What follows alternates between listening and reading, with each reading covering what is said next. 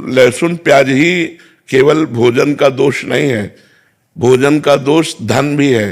किस धन से भोजन आया है, जिस धन से भोजन आया है उसका प्रभाव हमारे ऊपर पड़ेगा, भले वो सात्विक मूंग की दाल और रोटी हो, लेकिन वो धन अशुद्ध प्रकृति से कमाया गया है, पाप कर्म से कमाया गया है और मुझे दिया गया है, तो मेरी बुद्धि पर उसका फर्क पड़ जाएगा, उसको बुद्धि भ्रष्ट हो जाएगी।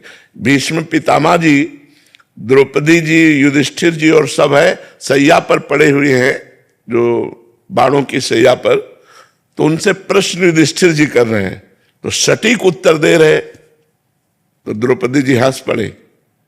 तो भीष्म जी ने कहा, बेटा हंसे क्यों, उपदेश कोई हंसने वाला तो है नहीं।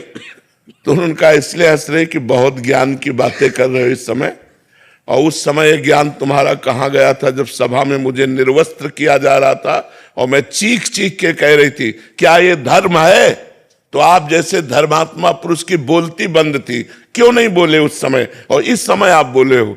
तब भीष्म जी मुस्कुरा दिए और बोले, बेटा उस समय पापी दुर्योधन का अन्न खा रहा था, 6 महीना बाणों की सैया पर पड़ा, सारा रक्त निकल गया और भीषण कष्ट से, तो वो पाप नष्ट हो गया। अब मेरी बुद्धि पवित्र है, अब जो पूछोगे बिल्कुल धर्म संज्ञक उत्तर होगा। उस समय मैं नहीं बोल पाया क्योंकि पापी दुर्योधन का अन्न खाए हुए थे। अन्न का बड़ा प्रभाव होता है जी। किसी ऐसे व्यक्ति का धन अगर आश्रम में भी आ जाता है तो जो मतलब गलत तरीके से बट वो दे रहा है, तो उसका भी प्रभाव पड़ेगा। हम तो मतलब इतना तक महापुरुषों से सुने हुए हैं कि एक बार एक संतों की मंडली ग्राम से निकली, तो एक धनी मानी ने निमंत्रण दिया, सब संतों ने प्रसाद पाया और सुबह एक दूसरे की तरफ देखते हुए कहा कि आज तो हमारा संयम नष्ट हो गया। दूसरे ने कहा हमारा भी नष्ट हो गया, तीसरे ने कहा हमारा भी नष्ट हो गया। तो जो मुखिया थे उस संत मंडली के, उन्होंने कहा ऐसा कैसे हो सकता है, अन्न दोष से हो सकता है। तो उसको बुलाया जिसने पवाया था, तो उसने बताया कि हमारे संतान नहीं है, हम कामना से युक्त होकर के आपको पाए, तो सबका ब्रह्मचर्य नष्ट हुआ। मतलब भोजन का इतना बड़ा प्रभाव है कि धन भी पवित्र है, लेकिन आपकी कामना बनाते समय किस भाव में है, वो उसका प्रभाव होता है। तो हम लोगों को ये देखना है कि थोड़ा हमारा जो लेने का ढंग है, अब जैसे अपने यहां है तो बिल्कुल भगवान के आश्रित है। अगर आप 100 रुपया निकाल के रखते हैं तो हम यही समझते हैं मेरे भगवान ने इसे प्रेरित किया है, क्योंकि मुझे पता है यहां वही दे सकता है जिसको श्री जी प्रेरित करेंगी।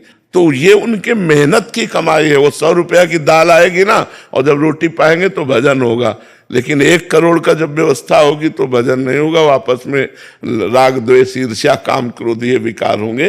तो भोजन का प्रभाव हमारे ऊपर बहुत, वैसे भी कहावत है जैसा खाओ अन्न वैसा बने मन। तो अन्न कहाँ से खरीदा गया, किस पैसे से लाया गया, किस भावना से बनाया गया, उसका भी प्रभाव पड़ता है। इसलिए हम कहते हैं कि ज्यादा बाजार की चीजें भजन करने वालों को बनी बनाई नहीं पाना चाहिए, क्योंकि वो बनी बनाई तो अच्छी दिखाई दे रहे हैं, लेकिन बनाते समय उसकी प्रक्रिया शुद्धि अशुद्धि, वो लघुशंका करके बिना हाथ धोए बना रहा है, उसकी शुद्धि अशुद्धि, उसके भाव, वो सब प्रभाव भोजन में पड़ता है। वैसे ही हमारी प्रकृति स्वभाव बन जाता है जैसा भोजन होता है। तो हमें 2 जगह देखना चाहिए, यदि हमारा आंतरिक भजन रुके, किसी वैष्णव का अपराध या भोजन, भोजन शुद्ध और समस्त वैष्णव के प्रति नमन बुद्धि, तो खूब भजन डट के होगा।